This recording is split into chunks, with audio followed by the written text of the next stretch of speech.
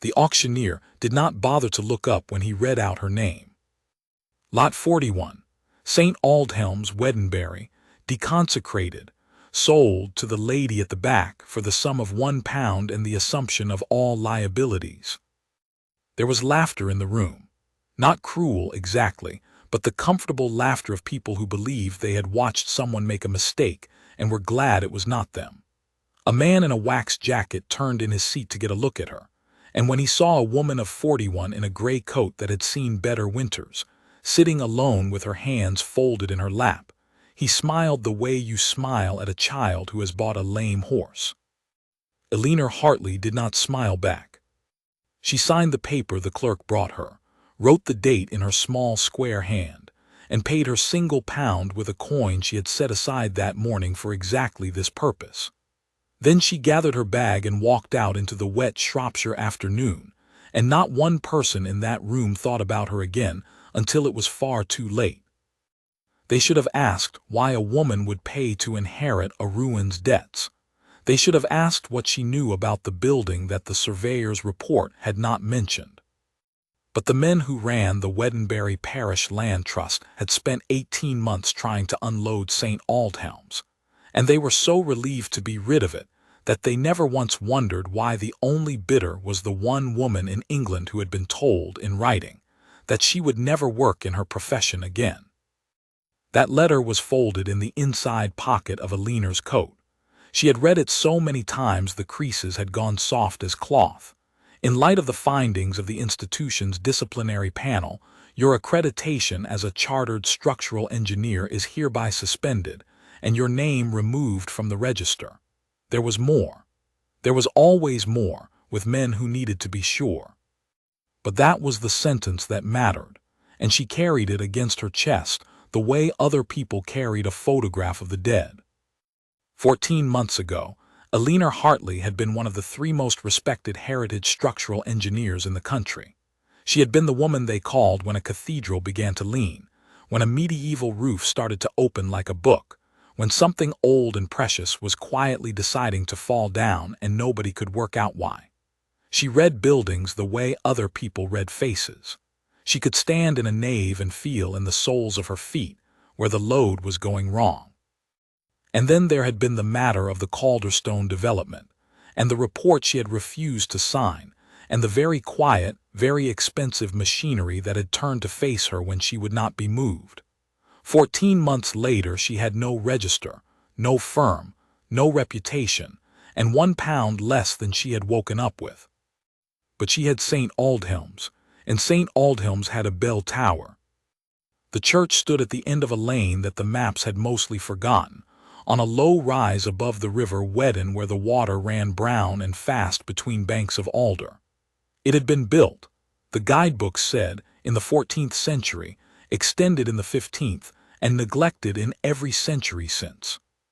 The last vicar had left in 1974.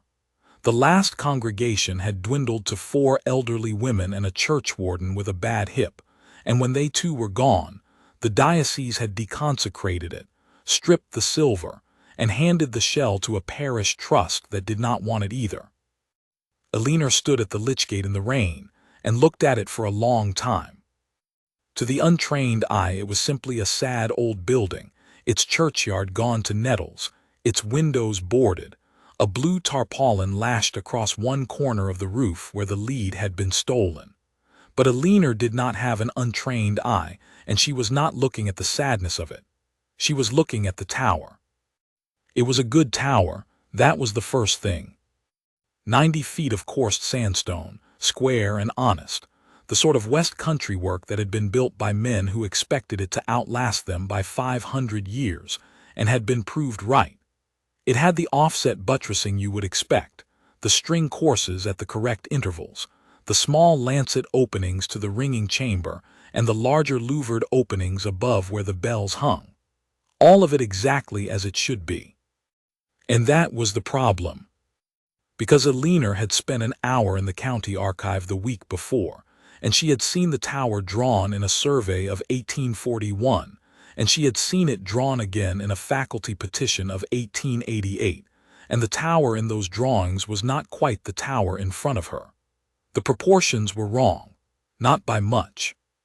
By the width of a hand, perhaps, and the height of the belfry stage, but Eleanor did not deal in by much.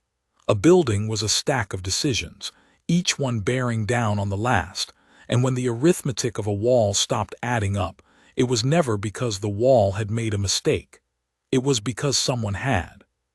She let herself in through the vestry door with a key the size of her forearm, and the smell of the place came out to meet her: cold stone, old wood, pigeon, and under all of it the faint mineral sweetness of damp lime. She stood in the dark and let her eyes adjust, and then she walked up the nave with her torch, reading the building as she went.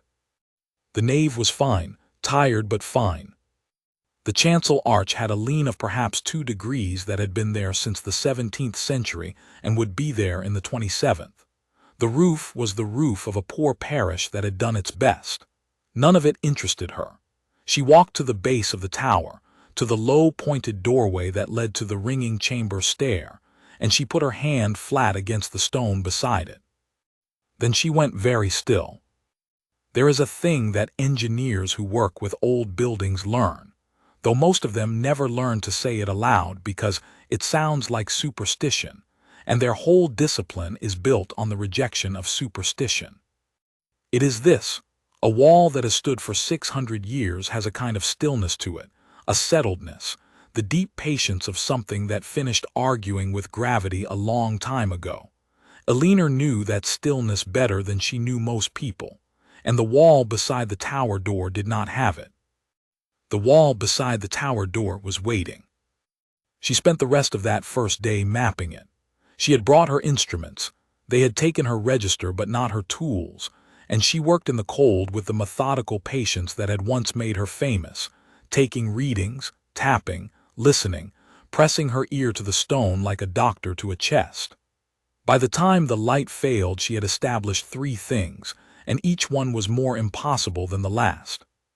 The first was that the tower's east wall, the wall that backed onto the base of the belfry stair, was nearly 4 feet thick. That in itself was not remarkable for a structure of this height, but the west, north, and south walls were 2 feet 6. There was no structural reason on earth for one wall of a square tower to be 18 inches thicker than the other 3. It made the tower heavier on one side. It was, from an engineering standpoint, actively stupid, the kind of thing that would set a tower leaning within a century. And yet the tower did not lean. That was the second thing. Eleanor ran her level and her plumb 3 separate times because she could not believe them. A tower with 4 feet of stone on one side and 2.5 on the others should have been drunk as a sailor. This one stood as true as the day it was raised, which meant the extra weight on the east side was being balanced, which meant there was a corresponding void somewhere inside that impossibly thick wall, a space, a hollow, a room of precisely the right size to make the arithmetic come right.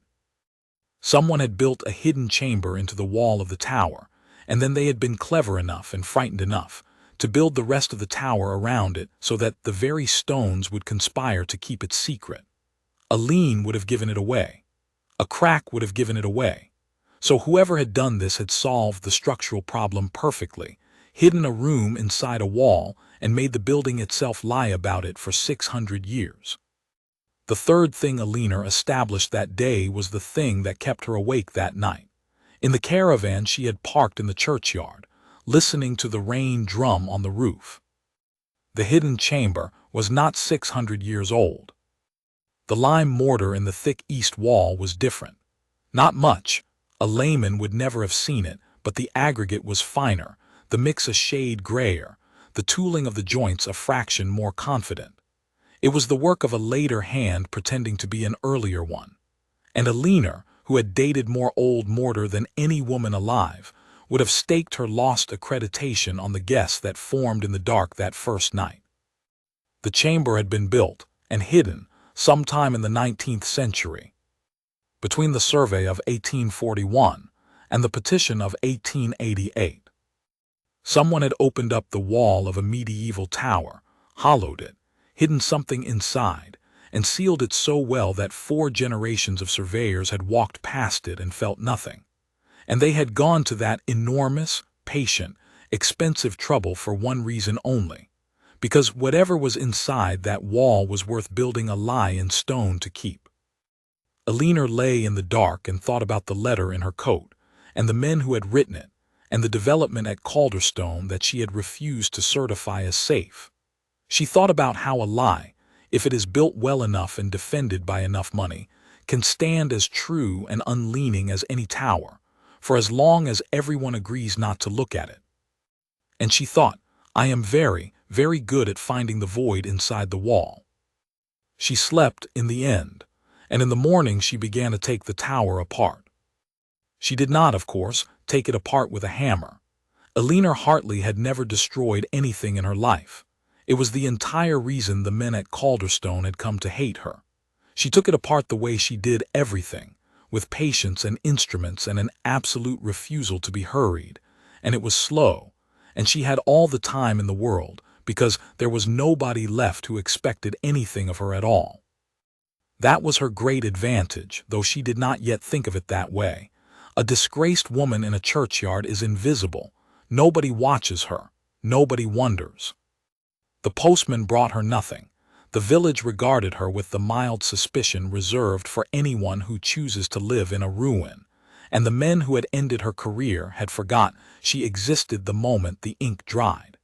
She was free in the way that only the truly discarded are ever free. On the 4th day, the woman from the village shop came up the lane.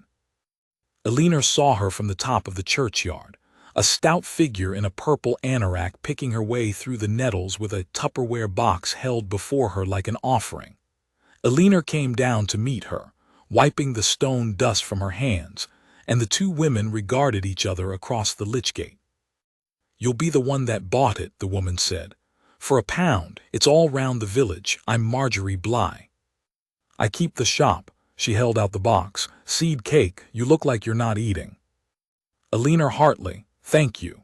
She took the box, and because she had not spoken to another human being in some days, she added, Would you like to see inside? It's cold, but it's dry in the nave.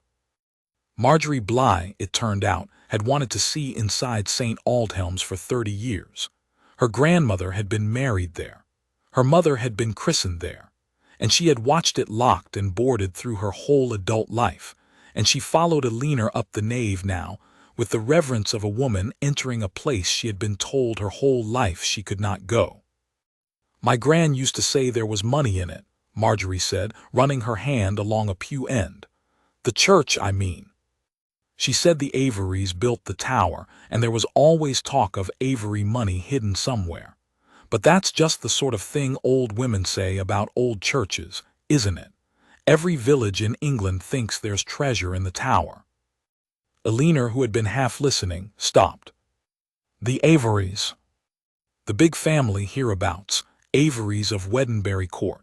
They had the mills, the quarry, half the county at one time. It was an Avery paid for the tower to be done up, 150 years back. There's a plaque. She led Eleanor to the base of the tower, to a marble tablet Eleanor had noted and not yet read, set into the wall beside the very door she had spent 4 days studying. Eleanor read it now. To the glory of God and in memory of Josiah Avery, this tower was restored by his son, Cornelius Avery, in the year of our Lord 1871.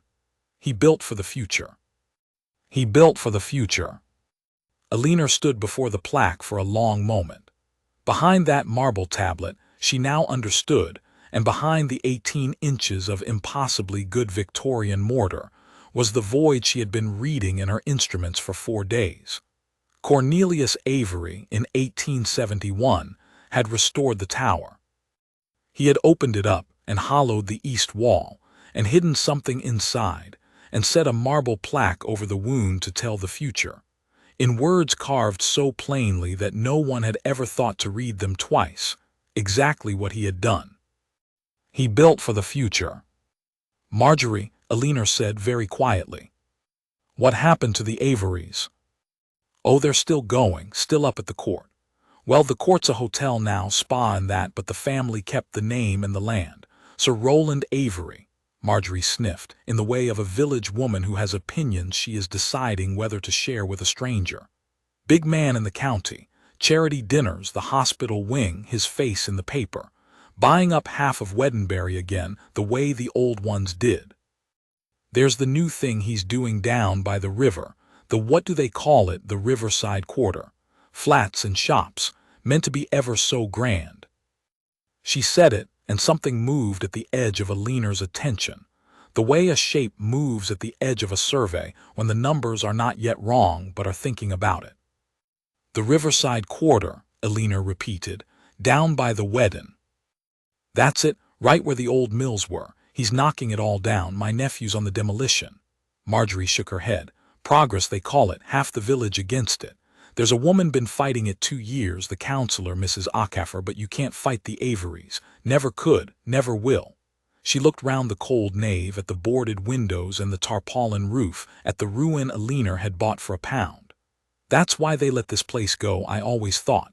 No money in a church. Plenty in flats. Eleanor was no longer quite listening. She was looking at the plaque, and behind the plaque at the hidden room, and she was thinking about a man named Cornelius Avery who had built a lie in stone in 1871 and told the future about it, and about a man named Roland Avery who was pulling down the old mills by the river in the present day, and about how the two things were almost certainly, in some way she could not yet see, the same thing. Because that was the other thing Eleanor Hartley knew better than any engineer alive. Families are load-bearing.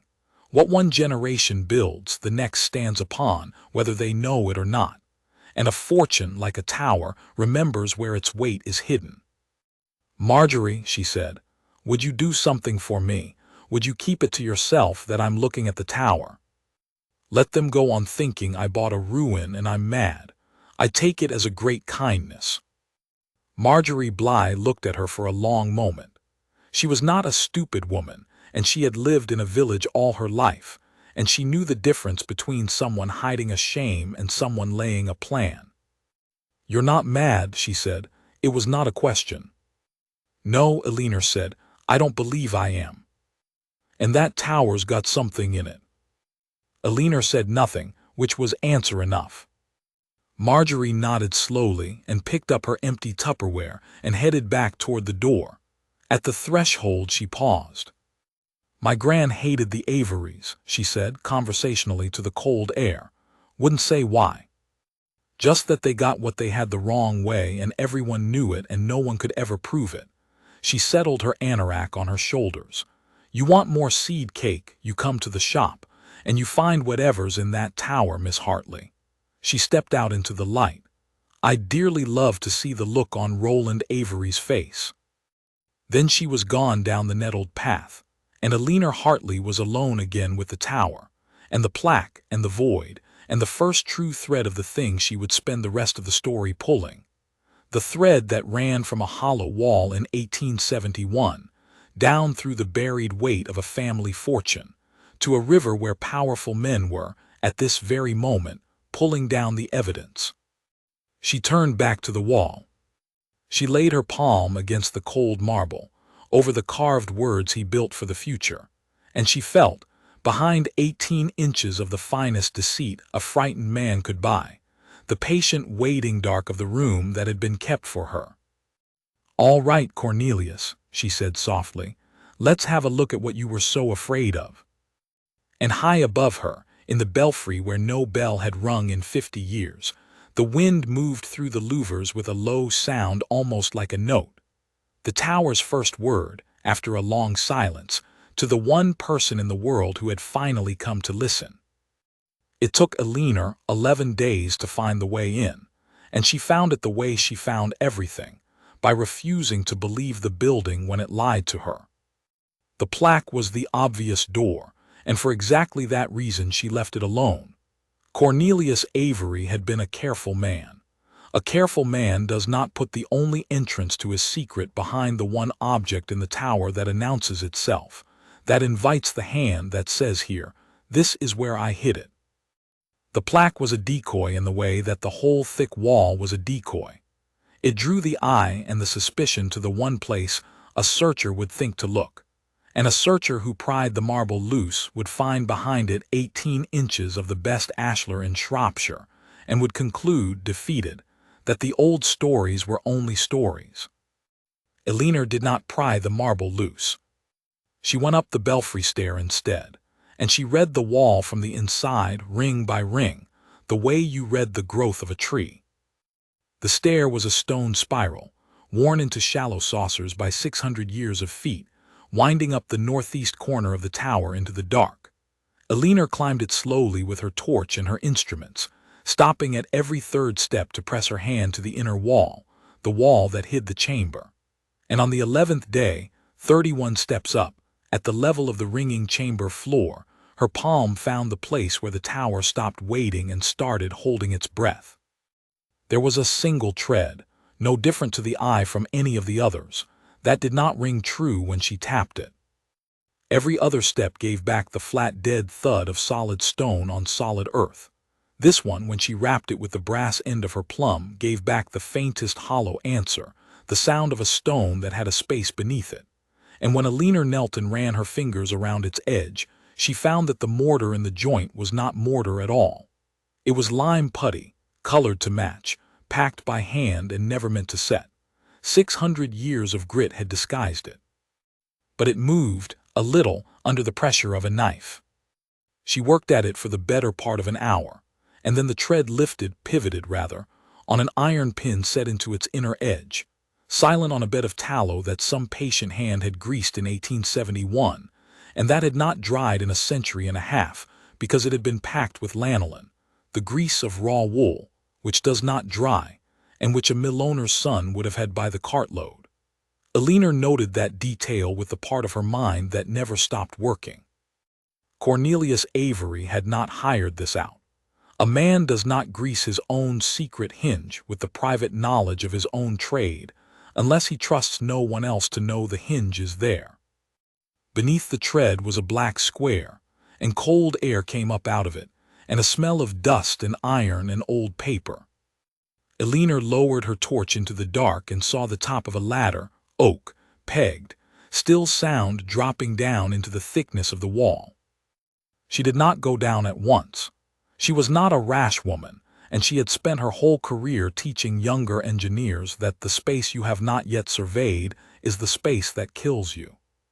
She sat on the cold stair with her legs in the open trap, and she breathed the air coming up from the chamber for a long time, testing it, and she looked at the ladder, and she thought about the fact that whatever was down there had been sealed in the year 1871 by a man who wanted it found only by someone patient and skilled and unhurried enough to earn it.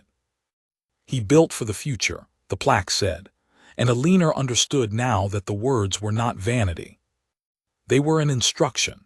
They were a message left in stone by a man who could not tell his own age what he knew, and who had gambled everything on a stranger someday, being clever enough to read a tower and honest enough to care what it said. She went down the ladder. The chamber was 7 feet by 4, the exact void her instruments had promised, hollowed into the heart of the thick east wall and lined with dressed stone as fine as a strong room, which in effect it was. It was dry. That was the miracle of it, and the reason it had kept its secret. Cornelius had built it with a slate-damp course and a flue of clay pipe that drew air up through the belfry louvers, so that for 150 years the room had breathed slow, clean air and never once wept with damp. A modern archivist could not have built better. A frightened man with a mill owner's fortune and a mason's eye had built it in secret, by candlelight, and it had held. And it was full. Not full of gold. Eleanor had never for one moment thought it would be gold. The village dreamed of Avery treasure, but treasure is a thing men hide to keep, and this was a thing a man had hidden to tell. Along one wall stood a rack of oak, and in the rack stood a row of tin deed boxes, japanned black, each one lettered in white paint that had yellowed to cream. And on the opposite wall, on a shelf at the height of a reading desk, lay a single leather ledger, closed, with a folded letter set upon it, and the letter was addressed. Eleanor's torch shook. For the only time in this whole account, when she read it, the letter was addressed to whoever has the wit to find this and the courage to use it. She read the letter standing up, in the cold, in the light of her torch, and by the end of it she had to sit down on the oak ladder's foot because her legs would not hold her. She would not, afterward, ever quote the letter in full to anyone. Some things a person reads are not evidence and are not story. They are simply the moment when one human being, long dead, reaches across 150 years and puts a weight into your hands and says, "I could not carry this. I am sorry. It is yours now." But the substance of it, the load-bearing facts of it, Eleanor understood before she reached the signature, and they were these. Cornelius Avery had not restored the tower out of piety. He had restored the tower to hide the proof of what his father had done, because he could neither live with the proof nor destroy it.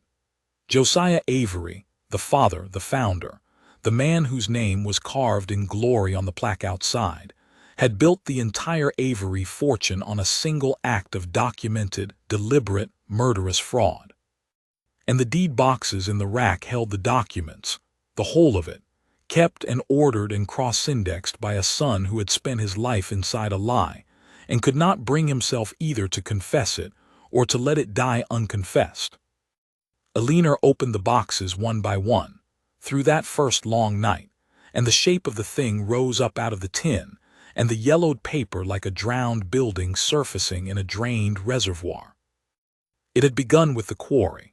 In 1849, Josiah Avery had owned a struggling sandstone quarry and a small mill, and a larger neighbor named Thomas Redfern had owned the good land along the Weddin, the land with the water rights, the land that any man who understood the coming age of steam and stone would need to build an empire on. Redfern would not sell. So Josiah Avery had arranged for Redfern not to need to. There had been an accident at the Redfern workings.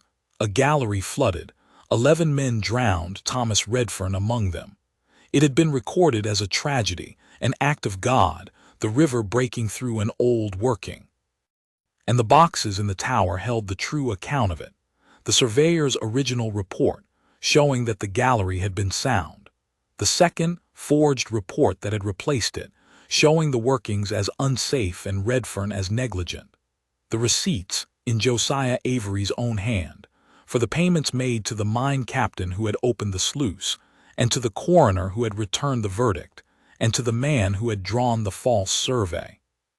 11 men killed to break a widow's ability to hold her land, and the land bought for a song from a grieving woman told, on excellent authority, that her husband's own carelessness had drowned him and 11 others and left the workings valueless.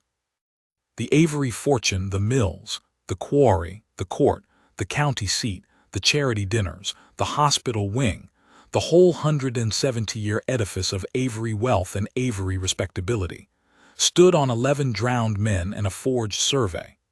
It was a tower with its weight hidden on one side, held up by a lie so well built that 4 generations had walked past it and felt nothing. And Cornelius, the son, had inherited it all, the money and the knowledge together, and he had done the thing that Eleanor, reading his letter in the cold, understood better than she had ever understood anything. He had been too weak to give the fortune back and too honest to let the crime rest. So he had built a strong room in the heart of the tower his father's blood money had raised, and he had gathered every scrap of proof, and he had sealed it up with the finest craft he possessed, and he had carved he built for the future over the door and left the rest to a stranger and to time. Eleanor sat in the chamber until the gray dawn came down the flue, and then she climbed out and lowered the tread, and packed the joint with fresh lime putty colored to match, and told no one. Because she understood now what she was holding, and she understood that a forged survey that drowns 11 men is not, in the end, so very different from a true survey that a powerful man needs suppressed. She had refused to let them bury one, and they had buried her instead. She was not going to make the same mistake twice. This time she would understand the whole of the load before she put her hand to it. This time she would build her case the way Cornelius had built his room, perfectly, patiently, and so well hidden that no amount of money could make it lean. She began the next morning with the river. The thread Marjorie had handed her would not leave her alone. The riverside quarter, the old mills coming down, Roland Avery pulling apart the very ground along the Weddin where his family's crime had begun. Eleanor did not believe in coincidence in buildings, and she did not believe in it in families. If Sir Roland Avery was, at this exact moment, in a hurry to demolish the old Avery workings by the river, then Eleanor wanted to know what was in the ground there that a careful man would want reduced to rubble and buried under 200 luxury flats before anyone thought to look. She drove into Weddinbury in the afternoon, and she did the thing that disgraced people are uniquely free to do. She walked into a public planning meeting where nobody knew her, and she sat at the back, and she listened. The meeting was held in the Corn Exchange, and it was full, and it was angry. At the front, behind a long table, sat the developers' people and the council's people, and among them, unmistakable, sat Sir Roland Avery himself, a big, handsome, silver-haired man of 60 in a beautiful suit, with the easy, patient, faintly amused authority of a man who has never in his life been told no by anyone who could make it stick. He had a way of listening to the objectors that was worse than not listening. He listened the way a landlord listens to a tenant's complaint about a house he intends to sell out from under them, courteously, completely, and without the smallest intention of being moved. And standing at the front, facing him, was a small, fierce woman of perhaps 50 in a red coat, with a folder of papers she kept striking with the back of her hand. Councillor Grace Ockhaffer, Eleanor realized, the woman Marjorie had named, the one who had fought the Averys for 2 years and could not win. She was good. She was better than good. She had the groundwater surveys and the flood risk data and the traffic modeling, and she laid it all out with the controlled fury of a woman who has been right for 2 years and ignored for 2 years. She argued that the riverside site was unstable, that the old mine workings beneath it had never been properly capped, that to build 200 homes on that ground was to invite subsidence, flooding, collapse. And Sir Roland Avery smiled and let her finish, and then he said in a warm and reasonable voice that filled the hall that he understood the councillor's concerns, that he shared them, that the Avery family had cared for Weddinbury for 200 years and would never risk its people, and that the ground had been surveyed thoroughly by the finest independent engineers in the country and certified entirely sound. The report is a matter of public record, he said, spreading his hands. The workings were capped in the 1870s to the highest standards of the day. The ground is stable. I do wish, Councillor, that we could proceed on facts rather than fears. Capped in the 1870s. Eleanor sat very still at the back of the hall. Josiah Avery had drowned 11 men in those workings in 1849. Cornelius Avery had sealed the proof into the tower in 1871. And now, 150 years later, Sir Roland Avery was standing in the Corn Exchange, assuring a frightened town that the ground along the Weddin had been made safe in the 1870s by his careful ancestors, using, as his shield, the very decade in which the family had been most desperately hiding what that ground contained. He was lying. Eleanor knew it in her feet the way she knew a bad load. She did not yet know the whole shape of the lie, whether Roland Avery knew what was truly under the river, or whether he had simply inherited a false survey the way he had inherited everything else, and was repeating it in good faith. But she knew that somewhere between the drowned galleries of 1849 and the glossy hoardings of the riverside quarter, there was a report that said the ground was safe, and that the report was not true, and that 200 families were about to be sold homes built on it. She had been here before. A false survey, a powerful family, a great weight of money resting on a lie, and one person in the room who could read the building well enough to know it would not hold. Last time she had gone to them privately, professionally, correctly, and trusted the system to care that she was right. They had taken her register and her name. Eleanor Hartley folded her hands in her lap and watched Roland Avery accept the meeting's grudging, defeated silence as the assent he had always known he would get. And she made a different decision than the one she had made at Calderstone. This time she would not warn them.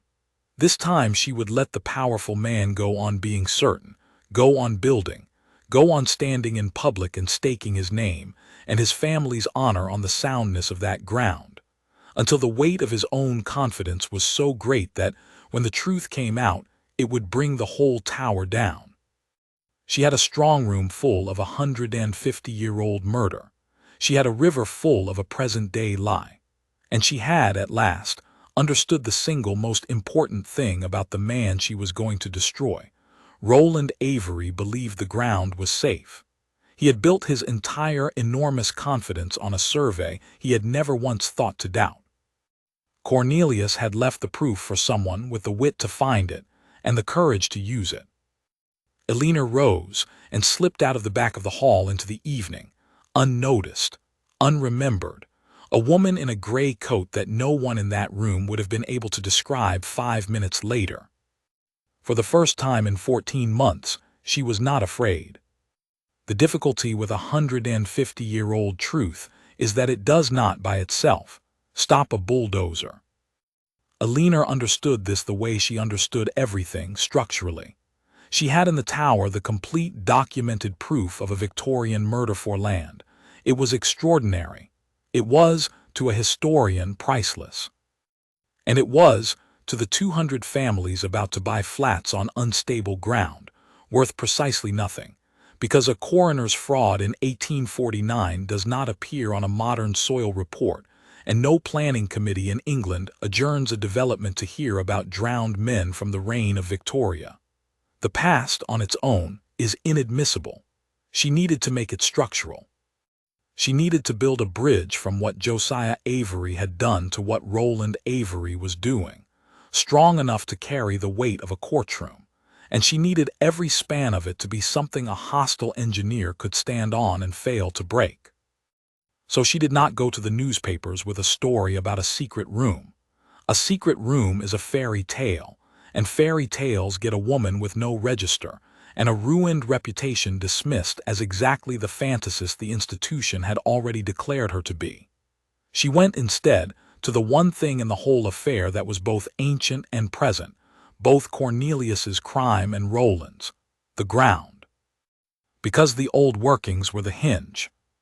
The galleries Josiah had flooded in 1849 to drown Thomas Redfern were the same galleries Cornelius had claimed to cap in the 1870s, and the same galleries Roland now swore were safe beneath the riverside quarter. And Eleanor had in the deed boxes something no modern surveyor could have: Josiah Avery's own true plans of those workings. Not the forged survey that had drowned Redfern, the real one, the one that showed exactly where the galleries ran, how deep, how wide, and how catastrophically they undercut the very stretch of riverbank where Roland Avery intended to raise 200 homes. Cornelius had kept them because they were proof of what his father had flooded. Eleanor saw at once that they were also proof of what his descendant could not build upon and survive. She took the old plans, and she took her instruments, and over 3 weeks of gray mornings she did the work, the real work, the work they could not take from her when they took her name. She walked the riverside site along the public footpath, where no one could stop her, and she read the ground the way she had read the tower. She found the telltale hollows in the river terrace where the old galleries were beginning, 150 years on, to fail. She found the fresh grout injection points where Roland's people had, very recently and very quietly, been pumping filler into voids that his public survey swore did not exist. And she overlaid it all onto Josiah Avery's true plans, and the two matched, gallery for gallery, void for void, across a century and a half, and the match was the bridge. The survey Roland Avery had waved at the town meeting, the one certifying the ground sound, capped, safe, was false. Eleanor could now prove it false not with a Victorian ledger but with present-day physics, with the demonstrable, measurable, photographable fact that the developers were secretly grouting voids in ground they publicly swore was solid. And when she pulled the thread of who had drawn that modern false survey, it came loose in her hand with an ease that told her she had finally found the place where the old crime and the new one were not merely alike, but were the same rope, still paying out.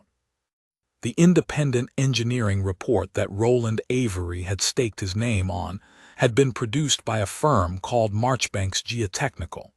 And Marchbanks Geotechnical, Eleanor discovered in an afternoon at Company's house, was a wholly owned subsidiary of the Calderstone Group. Calderstone, the development she had refused to certify, the men who had taken her register. She sat in the reading room with the filing in front of her, and she felt the whole enormous structure of it click into a single true frame, the way a building does when you finally find the one load path that explains every crack. It had never been 2 stories. It had always been one. The same money that had buried her at Calderstone was the money behind Roland Avery's river. The same firm that had produced a false survey to drown 11 men's descendants under luxury flats had produced a false survey to end her. They had not destroyed her because she was wrong. They had destroyed her because she was the one kind of person their entire business could not survive, someone who could read the ground and would not sign the lie. They had thrown her away, and in throwing her away they had, with perfect and invisible irony, deposited her 1 mile from a tower containing the exact instrument of their destruction, and given her, a disgraced woman nobody watched, all the time in the world to learn to use it. He built for the future, Cornelius had written. Eleanor thought the future had arrived. She did not move against them alone. She had learned that much at Calderstone, where she had stood alone on principle and been snapped like a dry stick precisely because she stood alone. This time she built allies the way she built everything, deliberately, choosing each one for the load they could bear. She went first to Grace Acafer. The counselor received her with the weary courtesy of a woman who had heard from a great many people claiming to have proof, and who had watched every one of them evaporate under the Avery's lawyers. But Eleanor did not bring her a story. She brought her the site readings, the grout injection data, the void survey, laid out with the cold clarity of an expert report. And Grace Acafer, who had been fighting for 2 years with instinct and second-hand data, went very quiet as she turned the pages, and then looked up at the gray-coated woman across her kitchen table and said, "Who are you? Really?" "Someone they should not have thrown away," Eleanor said. "I was a chartered engineer. I read ground for a living. They took my name because I wouldn't sign something that wasn't true. The something was theirs." She set down the last page. "Everything in front of you is checkable by any honest engineer you care to appoint. Don't believe me. Test me. That's the point. This has to be a thing that survives them trying to break it, because they will try to break it, and they are very good at breaking people." Grace Acafer looked at her for a long moment. Then she said, "They'll come for you." "They already came for me," Eleanor said. "There's very little left for them to take." She did not, even then, tell Grace Acafer about the tower. The tower was the keystone, and you do not show a keystone to anyone until the moment it locks the arch, because until then it is only a stone that can be stolen. But she used what the tower held. Working through the winter, she and Grace built the case in 2 layers, the present-day layer of the false modern survey and the secret grouting, which was enough to stop the development and expose the Calderstone Avery fraud, and beneath it, held in reserve, the ancient layer of Josiah's murder, which would turn a planning scandal into the end of a dynasty. And Eleanor did one more thing, the thing that was hardest for her, because it meant walking back into the profession that had cast her out.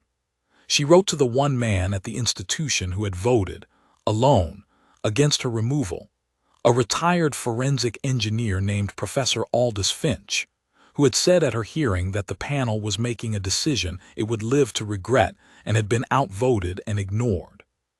She sent him her river data and Josiah Avery's plans and a single line. "You said I'd be proved right.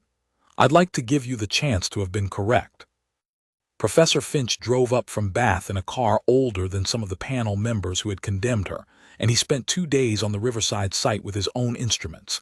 And at the end of it he stood on the footpath above the failing galleries with the wind off the wedding in his white hair and said, "My God, Eleanor, it's worse than you've written. That ground won't hold 10 years, let alone 100. He turned to her. "They knew, Marchbanks knew, and they certified it sound. This isn't negligence. This is the same thing they did to you, done to a whole town." He was shaking, a little, with the particular fury of a very old and very honest man. "Tell me what you need." "I need you to be exactly who you are," Eleanor said. "An engineer they can't dismiss. When the moment comes, I need you to stand up and say the ground is false on your name, your register, your 50 years. I'll give you everything you need to be certain, but the voice has to be one they can't call disgraced." She paused. "I can't be that voice. They made sure of it, but I can hand it to someone who is." Professor Finch looked at her with something in his face that had not been there at her hearing, something close to grief. "They took the wrong woman's name," he said. "They took exactly the woman's name they needed to," Eleanor said. "That was the whole point. I'm only sorry it took me this long to understand I could use it."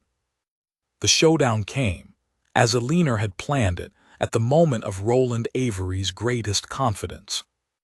The Riverside Quarter had its grand public launch in the spring, a marquee on the cleared ground by the river, the county's great and good, the press, a scale model of 200 homes glowing under lights, and at the center of it all Sir Roland Avery in his beautiful suit, silver-haired and expansive, telling the assembled town and cameras that this was the Avery family keeping faith with Wedenbury, as it had for 200 years.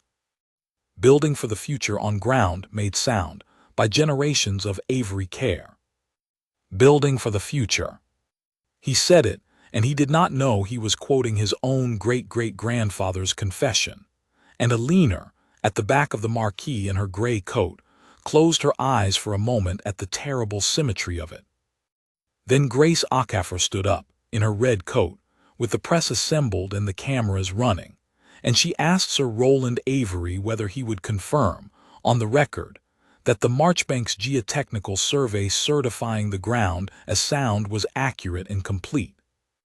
And Roland Avery, in his confidence in front of the cameras, staked everything on the lie. "Absolutely," he said, smiling, warm, "cert. Completely accurate. I'd stake my family's name on it."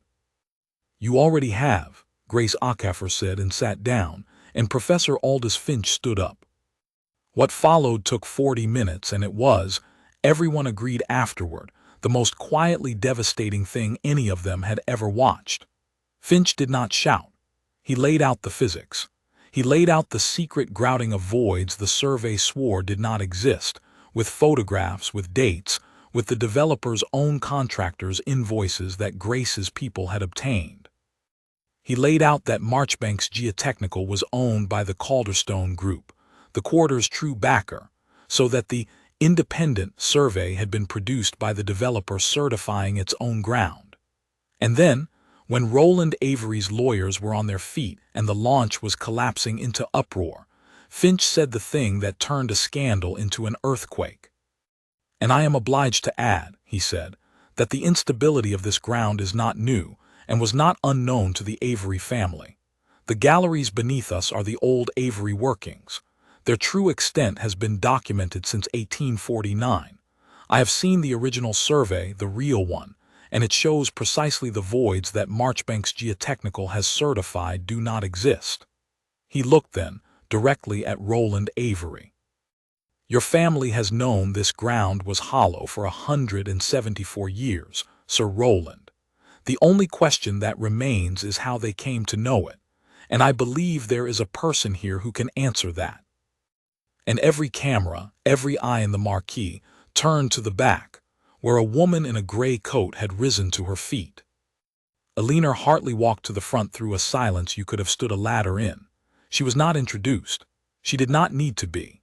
She set on the table before Roland Avery a single photograph, the interior of a stone chamber 7 feet by 4, lined with Japan deed boxes, and beside it a single sheet of yellowed paper in a dead man's hand, and she spoke, for the first time in that whole long account, in public in her own voice as herself. "My name is Eleanor Hartley," she said. "I was a chartered structural engineer until the people funding this development took my name away for refusing to certify a lie. I bought St. Aldhelm's Church for £1. She let that sit. Your ancestor Cornelius Avery hid something in its tower in 1871, Sir Roland. He hid the proof of how your family got its money. 11 men were drowned in the workings beneath your feet in 1849 so that Josiah Avery could steal the land you are standing on.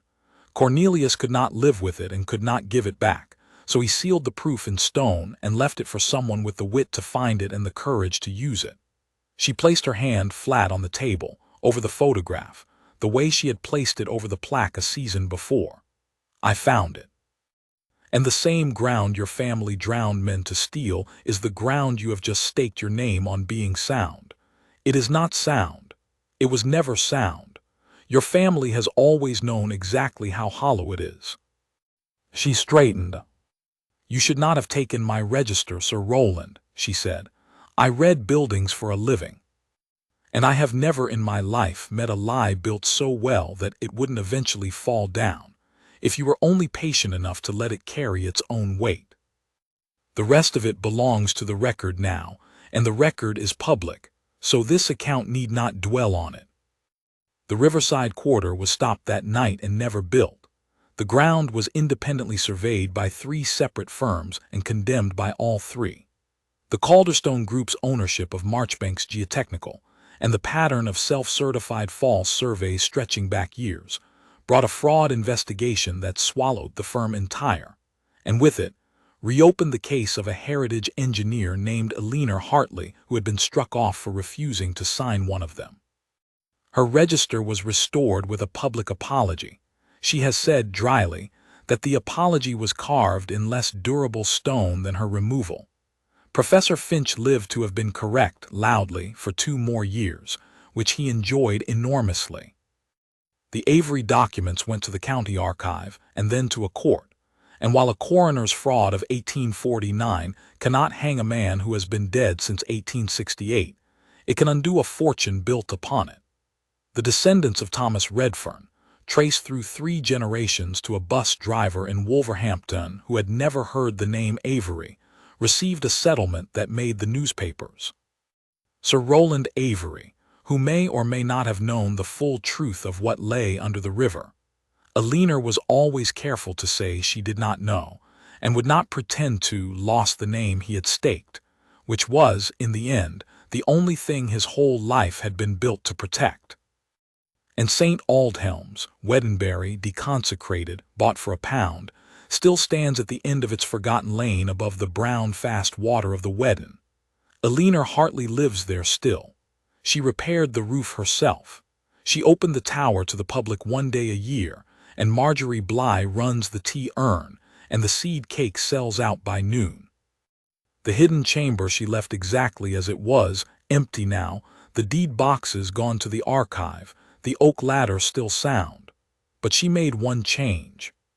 Beside Cornelius Avery's plaque, over the door where the marble reads he built for the future, she set a second small tablet, and on it she had carved 4 words, which visitors often ask about and which she does not always explain. The future came, it reads. She read the stone. And on still evenings, when the wind comes up the valley and moves through the belfry louvers where the bells hang silent, the tower makes its low single note, almost a word. The sound Eleanor first heard on her first cold afternoon, when she stood alone and discarded at the foot of a ruin she had bought for £1, and did not yet know that she had just come home to the one place in England built, across 150 years, to wait for exactly her.